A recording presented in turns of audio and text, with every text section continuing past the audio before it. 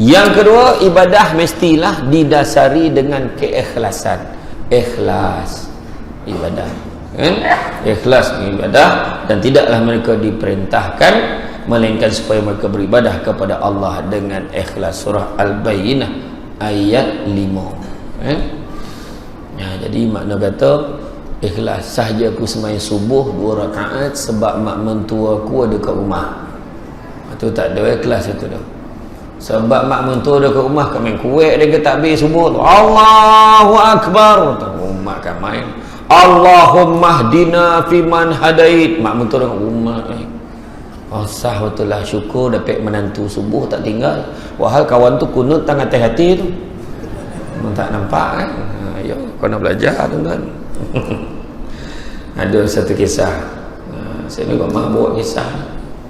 Dia nak jahat-jahat lelaki ni, dia nak perempuan baik. Dia seorang lelaki tu, aku kalau boleh aku nak perempuan tu dong labuh jadi bini aku tu. Dia perangai memang parah lah, tahu. Dia nampak perempuan tu memang disuka, perempuan tu dah lama dia target, dah dipeteng lah, peteng ni target lah. Tahu tu bahasa darat tu kan.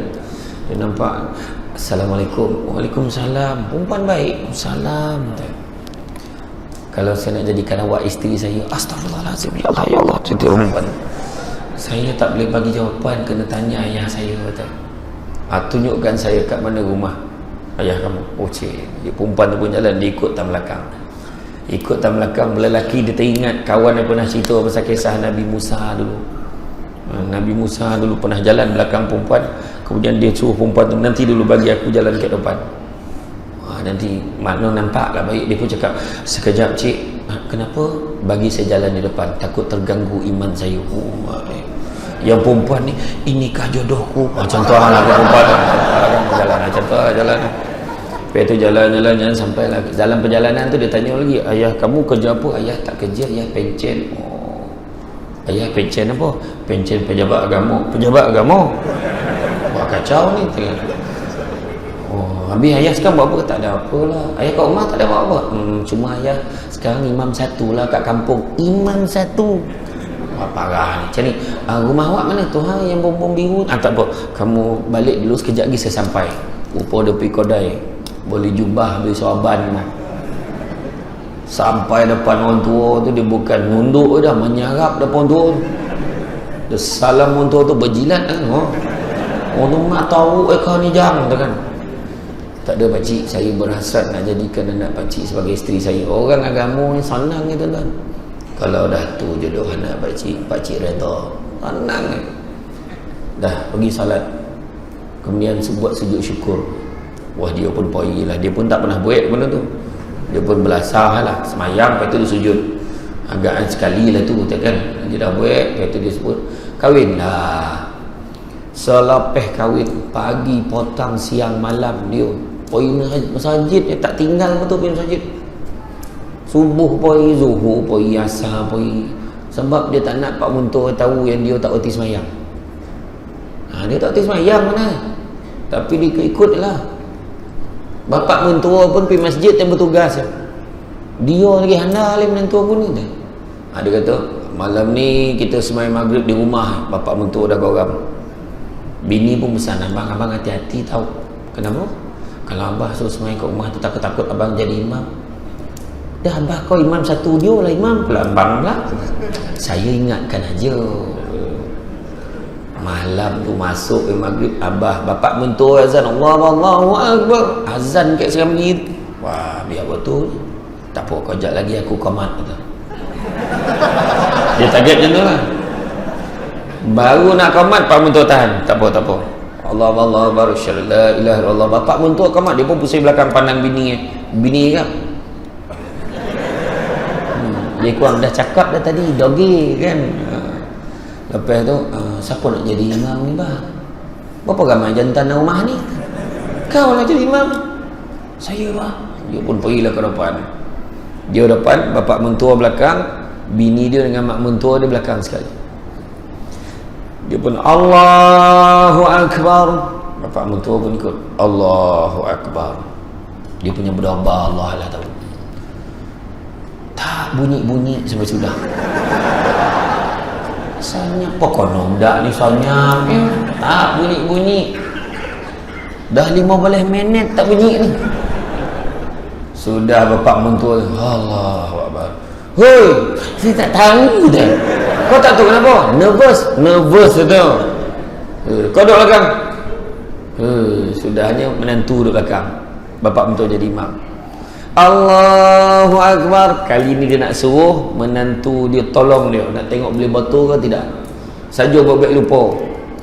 Bismillahirrahmanirrahim. Alhamdulillahi rabbil alamin. Ar-Rahmanirrahim. Mali.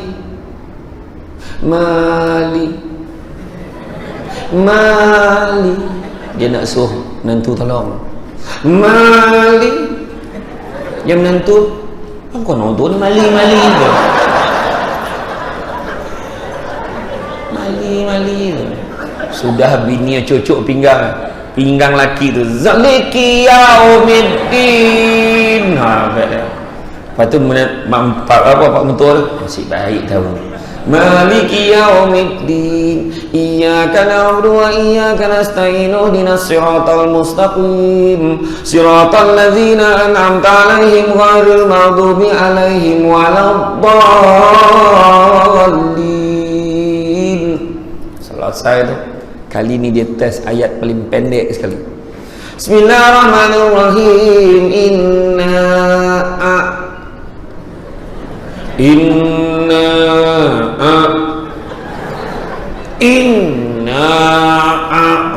Menantu tadi mali ni naak pula dah. Ni mali naak pula dah. Aduh hai. Lepas bini cucuk pula. Zap dia pusing belakang. Abang tak tahu ayat ni. Langsung mak mentua dia. Inna lillahi wa inna ilaihi raji'un. Dah tahu. Dia dah tahu macam mana. Itulah kan. Ikhlaslah tuan-tuan belajar.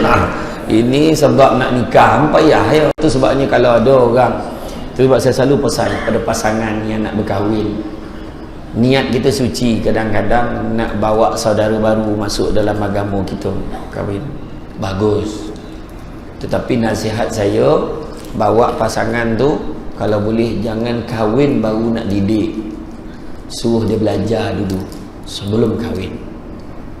Hakikatnya ramai orang yang tertewas bila dia bawa dan kahwin sudahnya tak mau belajar. Suruh dia kena Islam betul-betul dulu. Ramai tuan-tuan, baik lelaki baik perempuan, sudah bila dah kahwin tak nak belajar agama, sudahnya suruh puasa tak nak, suruh sembahyang tak nak, lepas tu bergaduh, you yang suruh masuk Islam dah bergaduh cakap macam tu. Itu sebab suruh dia kenal agama kita betul-betul dulu. Kan? Cinta itu buta Ustaz. Iyalah ya, sebab buta tu lah dia suka belajar kan. Betul kan? Susah kan? Hakikat dia tanggungjawab besar sebenarnya ya? Tu mesti ikhlas kerana Allah. La ikraha fid din, tidak ada paksaan dalam beragama. Sebenarnya surah Al-Baqarah ayat 256. Memang tak ada paksaan, tapi bila dah masuk Islam kono paksa diri kita juga. Benda-benda yang wajib kono buat. Kan? Jadi macam kita, ada orang tanya, Ustaz, kalau betul lah tak ada paksaan dalam beragama, kenapa bila orang Islam dengan orang bukan Islam nak kahwin kena masuk Islam? Kata tak ada paksaan. Wah, soalan kan? Iyalah, mana ada paksa. Cuba tengok, kalau dia nak kahwin dengan orang tu, masuk Islam. Kalau dia tak nak masuk Islam, jangan kahwin. Itu apa yang paksa? Tak ada kan, tu saja.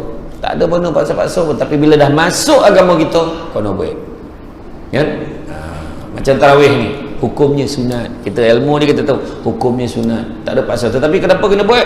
Rugi kalau tak buat. Itu sebab kita buat kan. 8 pun 8 lah, 10 pun 10 lah, 20 pun 20 lah. Aku tak buat 20, aku buat 50. Itu yang aku tak witir tu. Aku witir sendiri kat rumah. Itu ada harapan tak buat tu kan. Dia kalau orang tu dia tak cakap dia buat witir kat rumah tu, dia tak cakap dia kan. Ada orang kan, dia tak main lah masjid hari 2 ni, aku pergi masjid tu Imam Arab Saudi tu, dia buat 20. Yalah buat 20, tapi lepas 8 rakaat dia witir sendiri kat belakang. Tu cenekir nama tuan-tuan. Tu cenekir manggilan lah. Kemudian yang ketiga, ibadah haruslah menimbulkan sikap yang baik. Seperti solat umpamanya harus menimbulkan perasaan anti kejahatan, tak nak buat jahat, tak nak buat maksiat, jadi baik dia dengan ibadah. Puasa sepatutnya menjadikan kita lebih baik.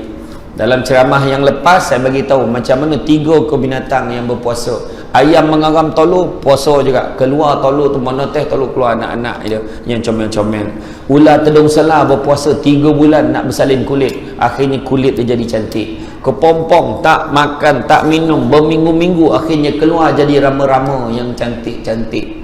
Kan? Begitu juga ular sawo berpuasa 8 bulan ke 12 bulan sebab nak bersalin kulit. Akhirnya selepas 12 bulan tu kulit dia cantik, tapi dia lapar tuan-tuan setahun. Itu dia punya Allah Malaka Sumna lain macam.